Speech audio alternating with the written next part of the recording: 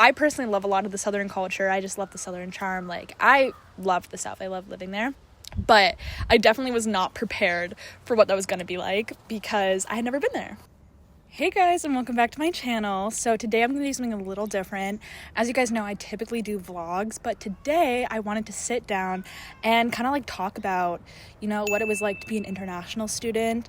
I'm Canadian, as you guys are probably aware. If you guys didn't know, I am from Atlanta, Canada, and for the past 2 years I've been going to school in Lynchburg, Virginia. So I feel like I'm qualified to speak on this. Again, before I get into anything in the video, I do want to preface that everybody's experience as an international student is different, and this is just my experience. I was only there for 2 years. I had so much fun, but there was so much that I could get into, and I want to tell people what it's really like. Because if you were interested in maybe being an international student, here's some things that you might want to know, and kind of what my experience was like, and the pros and the cons, and also just what living in America was like as a Canadian, and also being a 17-year-old moving to a whole other country, what that was like. America and Canada really aren't that different, but they are different. I think because we're both North American countries, we get this rep for basically being the same, but we really are not. Our mindsets are so different, our lifestyles are different, the way we grew up, our beliefs. There's a lot of things that are different, but yeah. So anyways, let's just get into it. So for context, at the age of 17, I moved to Lynchburg, Virginia, all by myself, and I became a film student at Liberty University. We used to travel to America all the time, but I had never really gone further than Florida. We typically would stay on the East Coast and do a lot of the New England areas, so I was not very familiar with the South or Southern culture. And luckily, a couple months before I moved, I got the chance to visit the school with my parents and take a tour of it and kind of see what the school was all like. So that definitely really helped. I do suggest, if you can, I know it's not an option for everybody depending where you live, but if you do live close enough to your school, I do suggest going and visiting it, either a year in advance or a couple months in advance. It just really, really helps. And also it helps your brain to kind of solidify that you made the right decision, and also it helps you to not just see it on the screen, but also be able to envision your life and what your life is going to be like once you go there. So my university experience is very different. I went to Liberty University. My university experience was very different compared to somebody that went to a liberal arts university. So if I do say anything about my experience and you guys are like, wow, that does not sound anything like what I went through, or hey, I'm an international student, I didn't go through that, or that's not normal, or I'm from America and that's not normal. I went to Liberty, so there's a lot of things that are not normal. First and foremost, when you are an international student, you get put on a student visa. Student visas are great. They're also a pain in the butt because you have to renew them every semester. So I had to go get my paperwork signed while I was in America and then make sure all of my paperwork was up to date so I could re-enter America and not get kicked out of it. So you get put on an F1 visa, and that just tells the government that you are in their country. And then do not be alarmed when you go into America for the very first time and tell them that you're going to university there. They will fingerprint you, they'll scan your eyes, scan your face, they'll take all your information. That's normal, just let them do that.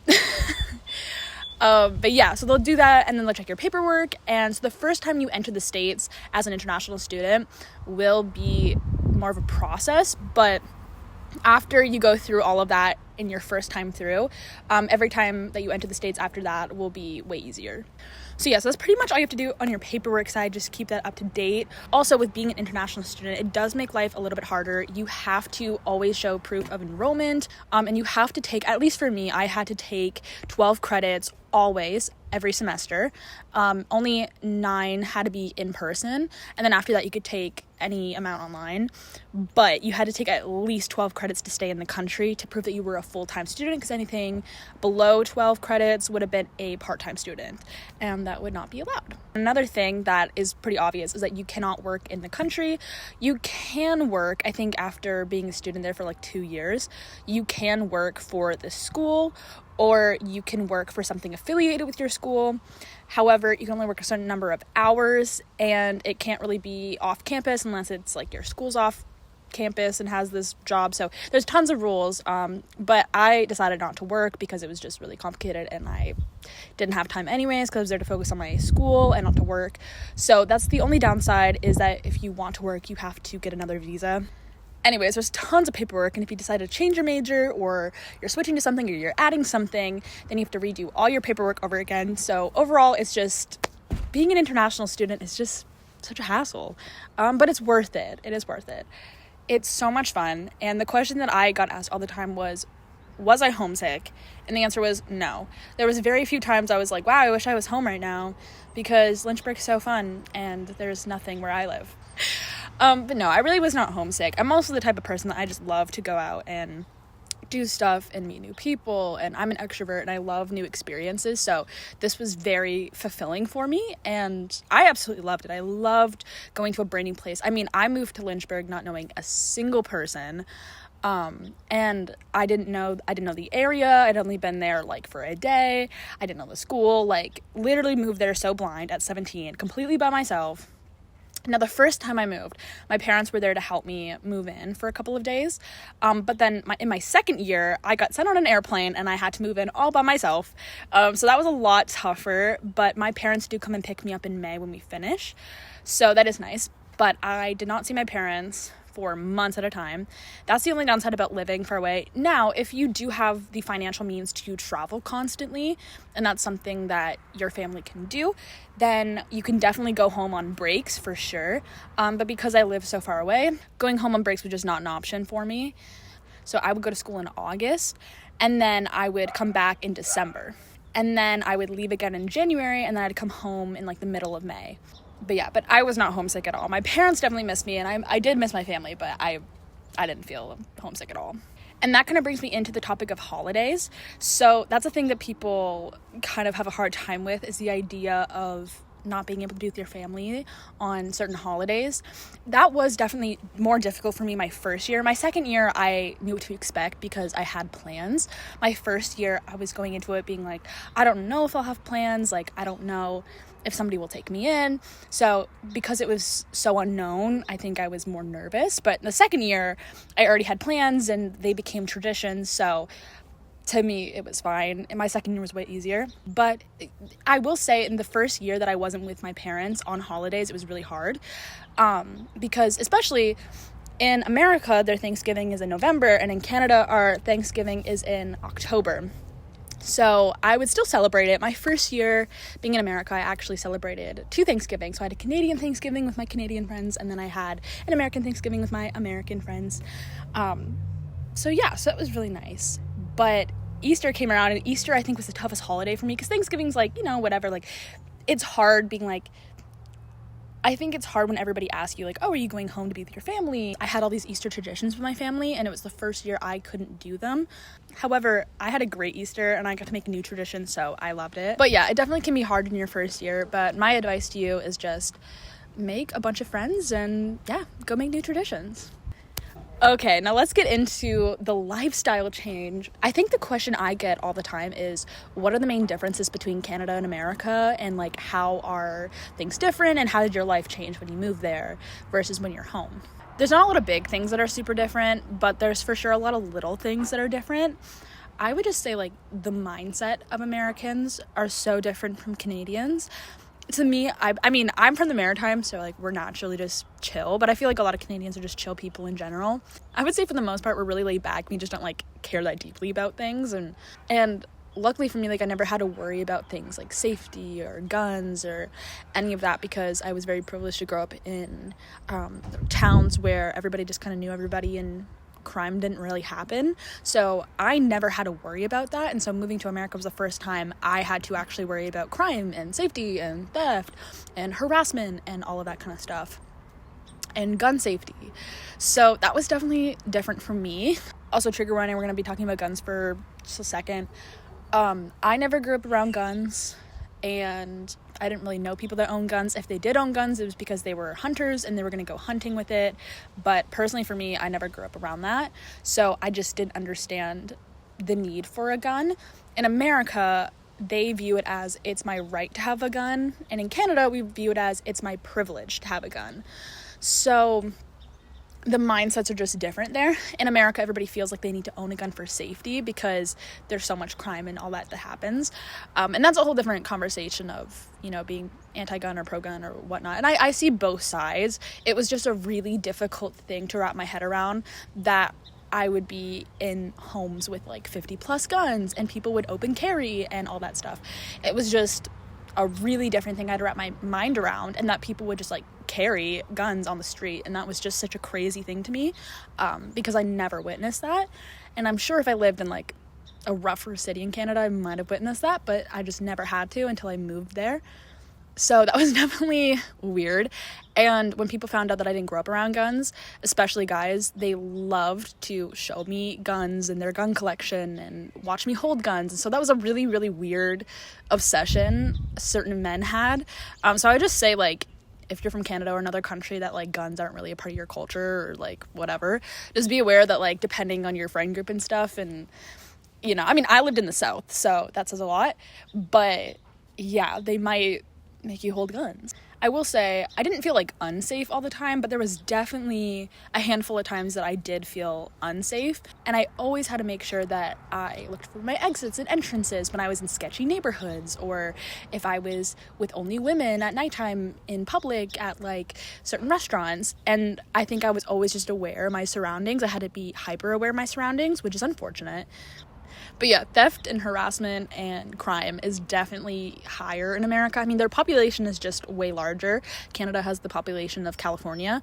So, their population alone is just bigger, and they have more larger cities, and there's more like illegal weapons and all that kind of stuff that goes around. So anyways, my advice would just be careful, be aware of your surroundings, and just realize that, people grew up differently and have different mindsets, and that's okay. But I think just being aware that other people have different mindsets around items and protection, and just being aware of that, being aware of your surroundings, safety first.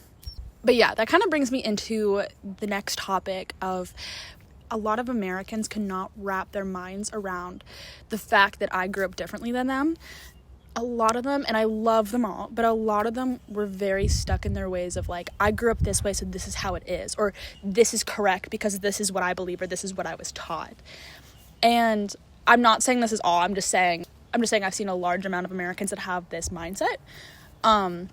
So when I would believe something different, or I would be like, well, I do this, or I believe in this because this is how I was taught and this is how I grew up, they would get confused, or they would just straight up tell me that I was incorrect and that their way was better and I should move to their way. It was always about, oh, you say this word this way? Well, you should pronounce it this way because I say it this way. And a lot of them, like, God bless their hearts, but they don't realize they have it.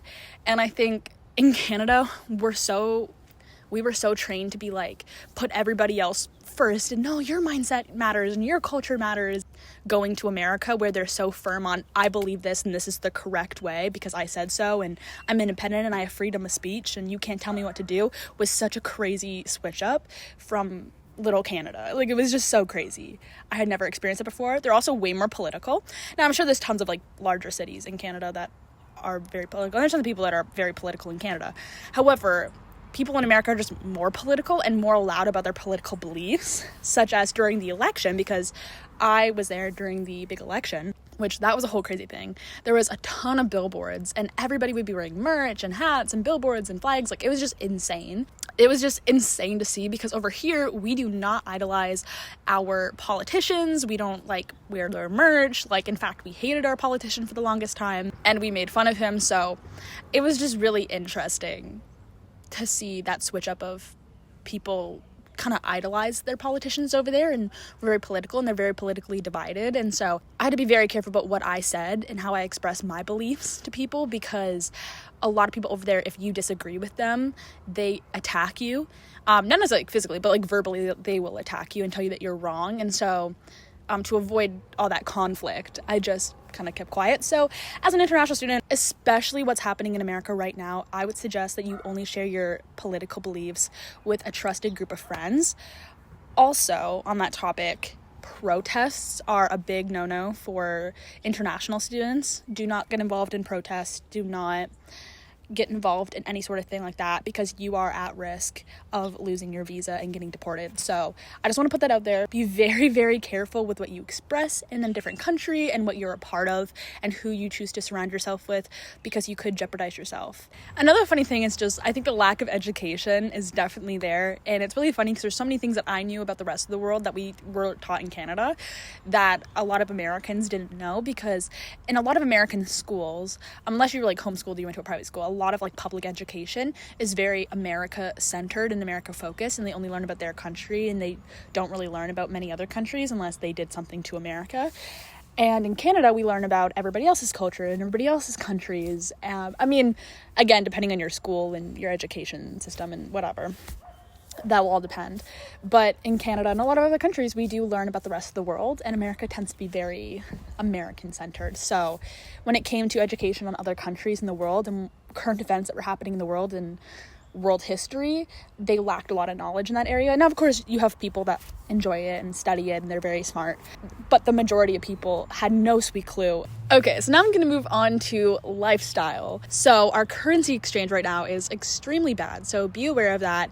If you are Canadian and you are going to the USA for school, be aware that our dollar as of right now sucks.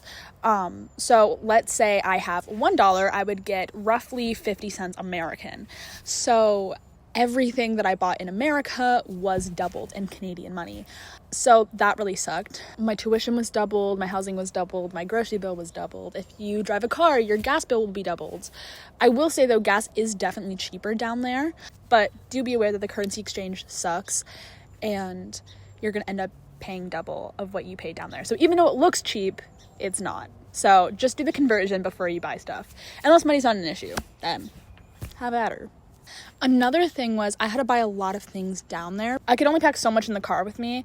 And then luckily my friends allowed me to keep a lot of my stuff stored down there during the summertime. So then when I came back in August the following year, I only had to bring a little bit and I could bring new stuff. But a lot of my big stuff was kept down there, like furniture and all that kind of stuff was kept down there. I only really brought clothes and like toiletries and all that kind of stuff.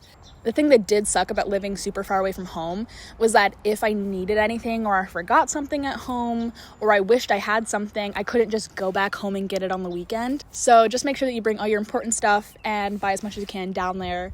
And when you go home, leave room in your suitcase so you can bring more stuff back with you. However, just be aware the more you bring with you, the more you have to take back with you. A perk about living in America was that there were so many stores and so many products and clothes and a ton of things that just like we didn't have access to in Canada. Also, Amazon and anything that you order online will come way faster when you live in America versus Canada. And there's a lot of stores that still unfortunately only ship to the US and don't ship to anywhere else in the world or even Canada. It was really nice. A lot of my family members would get things shipped down to me a couple weeks before I would come home so that I could bring it back with me. So be aware your family might want to send stuff to you. So I will say, if you are thinking about living in America or becoming a student in America, it definitely is worth it. There definitely are perks. America, to me, felt like such a privilege to live in. I will say that we pay for convenience down there. Like, everything is just so convenient down here. And in Canada, we have to wait a long time or we don't get those things right away. So I will say, in America, everything is just convenience. You're paying for convenience, which is very nice to have, especially if you want to buy things and whatnot. But consumption is like a huge thing down there, and I could get into that in a whole separate video. But that definitely was a perk. Okay, let's talk about American versus Canadian education systems and schools/university. So to preface, I can't speak on behalf of all Canadians. I can't speak on behalf of all like the schools or all the universities. I only know what I know, so take everything I say with a grain of salt, but this is my experience. So to my knowledge, a lot of American high schools make you do the SATs or some sort of standardized testing or like state test. In Canada, at least where I lived, I did not have to do any of that. There was no SAT, there was no standardized testing, there was nothing. You just had an exam for each class that you were in. And let's say you were probably in like 5 classes and each class probably had an exam or like a final project. So it was all determined on that. And then we didn't go by like a letter grading system. We went by like a number system. So I would get like a 97% or something like that in one of my classes. and then whatever your percent was would determine your GPA. So a lot of Canadian transcripts don't have a GPA written on them. You have to calculate it yourself. I don't know how American transcripts work in high school, but for ours, I had to calculate my own. I've only been out of high school for 2 years, but I don't really remember the process of transferring everything over to my university. I do know I had to get a transcript, and then that transcript had to turn into an American transcript, because a Canadian transcript is very different than an American transcript. There's like a bunch of little differences. Like I said, my Canadian transcript did not have a GPA on it, so I had to pay money to transfer my Canadian transcript into an American transcript so that my American university could read it, because my American university refused to read a Canadian transcript. They needed an American transcript, so I had to go and pay money to transfer my transcript, if that makes sense. Like I said, it didn't have a GPA, and there was a bunch of other things on it that just didn't fit the American system, so they didn't know how to read it. They didn't know what it was. For any international students or any upcoming international students, just be aware that your transcript might give you some issues, and you're going to have to probably transfer it over to an American transcript. So do some research as to how to do that. I don't personally remember how I did it. I think my school recommended a certain site and I used that, but just double check with the people at your school, check with your advisors, your international student advisor in their center. Each school should have an international student center, so just make sure you're double checking with them and you're doing everything that they say to. But if you are wondering, no, I did not have to take the SAT in order to get into an American university. I didn't have to do any sort of tests or anything like that to get into an American university. So in the American education system, they go by A's and B's and C's and D's and F's. So I had to get to know that system because I was so familiar with the percentage system. They also, with the letter system, they go with points. So at my university, we had 1,000 points for each class, and every assignment that you did was a certain number of points. So anywhere from like 900 to 1,000 points was an A, and then it kind of went down from there.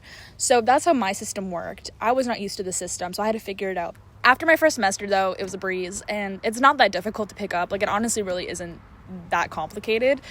Another big thing that I had an issue with was spelling. I'm already not a good speller. I have dyslexia, I have learning disabilities, I have ADHD. I'm just a terrible speller, never was good at it, still am not good at it. And in Canada, we spell a lot of words differently because we tend to spell it the British way. And in America, as you guys know, they spell a few words differently.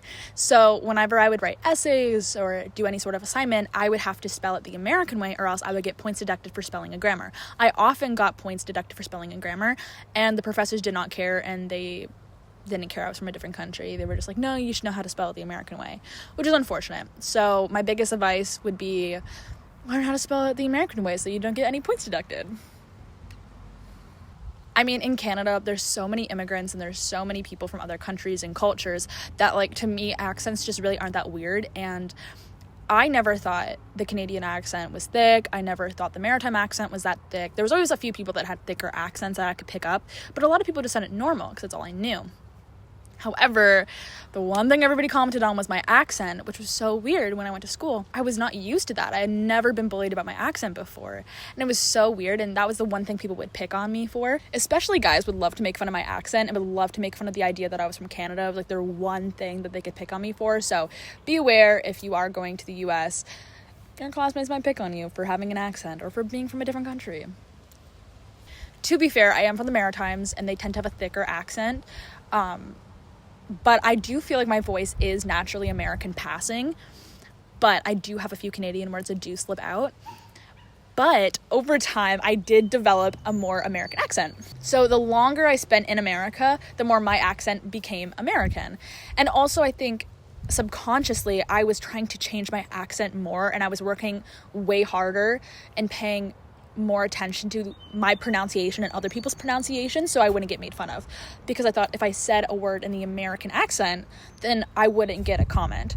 And so I ended up switching a lot of my words to sound more American so that I wouldn't get commented on, which is really sad that I had to do that, because they would do it jokingly, but it just got really tiring after 2 years of hearing of, you know, getting mocked for saying the same words weirdly. So I did end up changing a lot of my words. There's still times where, you know, when I'm tired or whatever, it does slip out. But for the most part, I think I'm pretty American passing with my voice. Another difference, I know I had kind of touched on this earlier, but they do start a lot earlier. So a lot of universities start in August and then they end in May. I went to school in the South, so we started like middle of August, and then we ended like beginning of May. I am born in August. My birthday is August 31st, and I had never gone to school on my birthday, because to me, August 31st is a summer birthday, but to them, they're like, no, that's a school year birthday. Like, what are you talking about? So it was so weird, because I had to go to school on my birthday for the very first time, which was awful, by the way. But yeah, super weird. I was not used to that. So that's something I was not prepared for. Another thing I wanted to touch on was the healthcare system. If you guys have watched my vlogs, you'll know that this year was a super bad year for my health. Very recently, I've been really trying to prioritize my health. I've been taking more vitamins, I got diagnosed with ADHD. Like, I'm just trying to understand myself better, and I'm trying to get into this healing era and my health journey and really prioritize my health and my mental health as well. But the healthcare system over there was very interesting.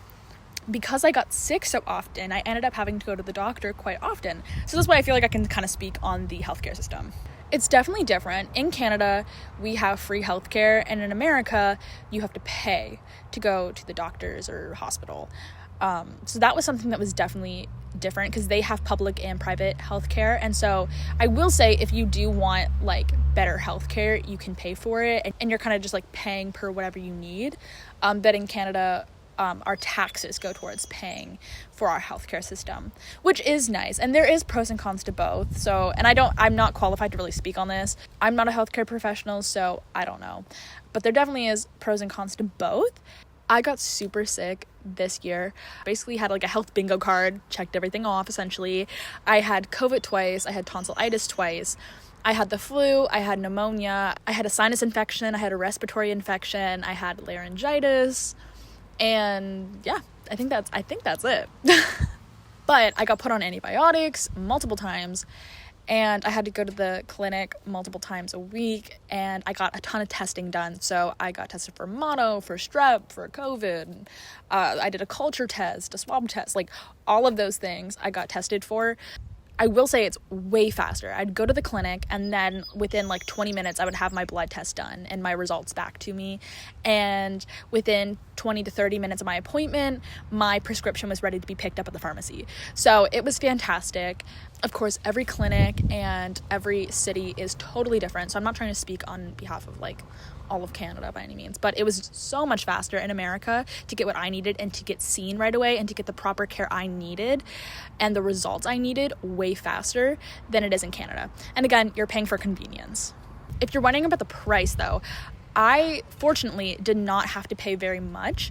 When you are an international student, you have to pay a health fee that's like a part of your tuition. I'm so glad I had to pay that because it came in so handy this year. We had an on-campus doctor that I would go and see multiple times a week when I was really sick, which is really nice. And I did not have to pay for that. That was all included in the fee that I paid. The only thing I had to pay for out of pocket was my antibiotics. However, I got my antibiotics like 50% off. So I never had to pay more than like $40 for medication. I did not have health insurance down there, so if I had to go to the hospital, I'd be paying out of pocket for that, but I never had to. So I was only ever paying for like my prescriptions. I will say though, as somebody who got really, really sick, having health insurance is definitely a great idea, but if you are going to get health insurance, I would say to go with a different provider than what your school is probably recommending you to get, because sometimes they'll like gyp you. Yeah, and it won't be worth it, but I would just say do your research and definitely consider getting health insurance because I think it's worth it personally. Anyways, overall, I had a really, really great experience. I made so many amazing friends. I made the best memories of my life. I had so much fun. I think my favorite part about living specifically in Virginia was just the mountains. It was so beautiful. I mean, we absolutely have mountains in Canada. It's just I personally don't live in an area where we have mountains. That would be more out west. Because I live on the East Coast, it would look more like New England, so I'm an East Coast girly, so I'm not used to mountains. So living in an area that had mountains constantly around me was just so beautiful.